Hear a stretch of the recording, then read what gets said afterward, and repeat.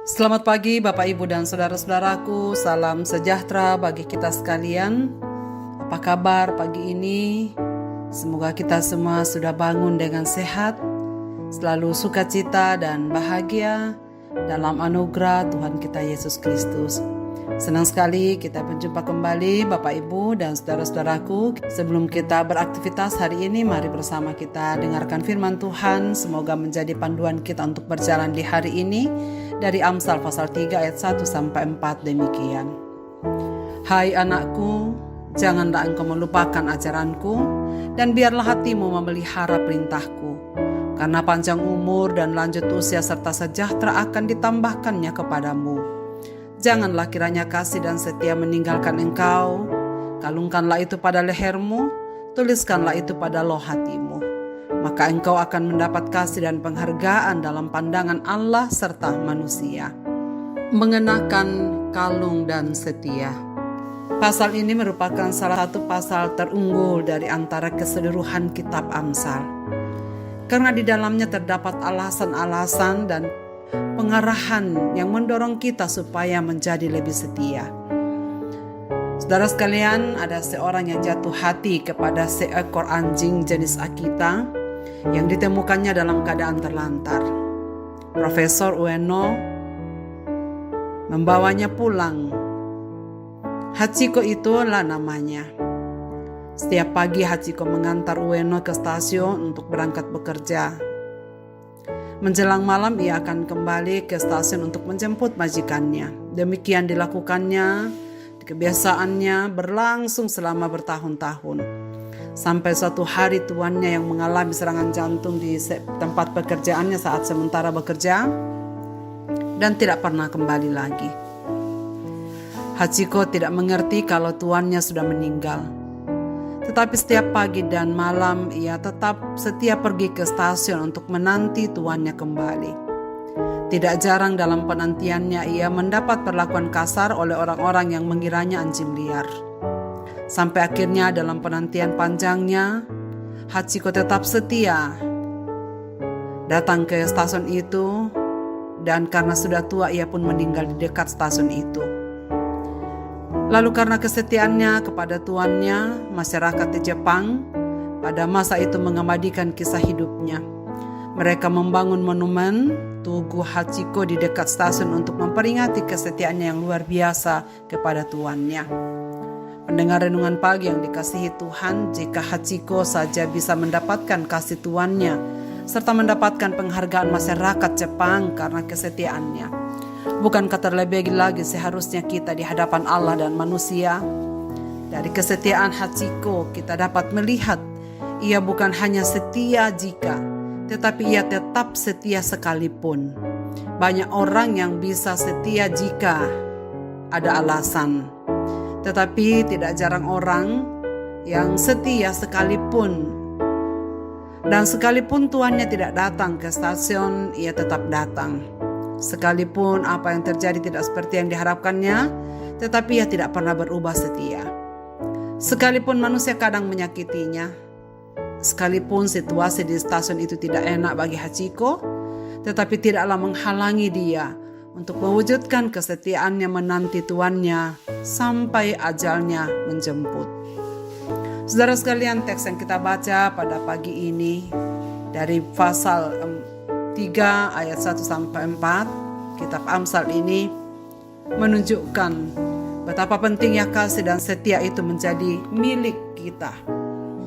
Di sini kita diajari supaya menjalani hidup itu dalam persekutuan dengan Allah. Di ayat 1 dan 2, orang yang bisa setia, orang yang bisa penuh kasih adalah jikalau ia memperhatikan firman Tuhan. Firman Tuhan menjadi dasarnya. Bahkan firman Tuhan mengatakan, kalungkanlah itu di lehermu. Saudara-saudaraku yang dikasihi Tuhan, tidak diragukan lagi, agunglah misteri kesalehan yang dikatakan Amsal ini. Dampaknya sangat besar bagi kita. Sebagaimana yang ditunjukkannya di sini, kesalehan akan memberikan keuntungan yang tak terlukiskan bagi kita. Firman Tuhan berkata, janganlah kiranya kasih dan setia meninggalkan engkau, kalungkanlah itu pada lehermu, tuliskanlah itu pada loh hatimu. Walau kedua kata ini terpisah, namun sesungguhnya berkaitan erat. Kasih tanpa kesetiaan hanyalah fata morgana, indah tapi tidak nyata dan mudah menghilang.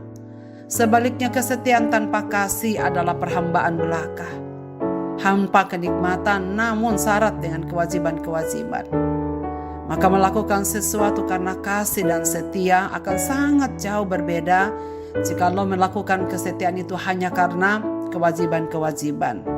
Jika kita melakukan sesuatu karena kasih, seberat apapun kita akan bisa lakukan. Tetapi melakukan sesuatu karena kewajiban-kewajiban akan berat pada waktunya nanti. Tuhan meminta agar kita mengalungkan kasih dan setia di leher. Sebagai Bapa, Ia penuh kasih dan setia bagi kita. Itulah sebabnya Ia juga mengharapkan agar kita kasih dan setia dalam menjalani kehidupan kita dan menjadikannya sebagai ciri utama dalam kehidupan kita sebagai anak-anaknya. Saudara-saudaraku, kadang kita merasa bahwa kita sudah kehabisan alasan untuk tetap mengasihi dan setia. Namun ingatlah, kasih dan setia justru tampak jelas tatkala memang tidak ada lagi alasan untuk mengasihi dan setia. Kerap kali di sanalah terbukti kasih dan setia yang tulus jika sebenarnya tanpa alasan kita dapat melakukannya. Kerap kali yang tersisa hanyalah satu alasan, yakni demi Tuhan. Maka demi Tuhan lakukanlah.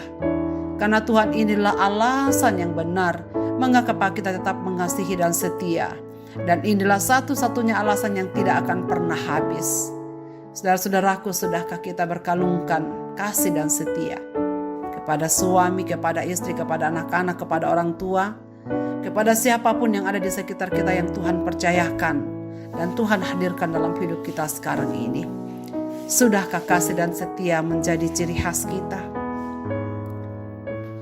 Kiranya Tuhan menolong kita untuk merenungkan dan melakukan firman ini. Marilah kita berdoa. Bapa di sorga, terima kasih banyak karena firman-Mu ini telah kami dengarkan pagi ini sebelum kami beraktivitas. Ajarkanlah kami ya Tuhan, untuk menjadikan kasih dan setia itu menjadi kalung bagi leher kami. Dan supaya kami tidak melupakan perintah-perintah-Mu. Ajarlah kami untuk tetap berbakti kepada-Mu ya Tuhan.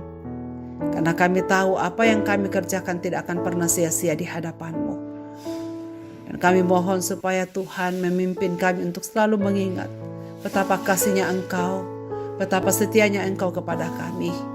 Dan biarlah ini menjadi dasar kami untuk juga terus belajar menjadi setia dan menjadi kasih, penuh kasih kepada sesama kami dimanapun kami berada. Biarkanlah firman-Mu pada pagi ini ya Tuhan menjadi kekuatan bagi kami. Kasih dan setia tetap menjadi bagian hidup kami. Pendengar renungan pagi dimanapun mereka berada ya Bapa yang mendengarkan firman-Mu pagi ini dalam segala keterbatasannya. Biarlah Roh-Mu yang akan terus menuntun hidup mereka. Hamba-Mu berdoa janganlah lepaskan mereka jikalau mereka sedang bergumul untuk sesuatu dan banyak hal dalam hidup mereka. Tuhan, jangan tinggalkan mereka yang berduka. Hapus air mata mereka. Jangan tinggalkan mereka yang sedang sakit. Kuatkan dan teguhkan mereka, bahkan sembuhkan mereka pada waktunya.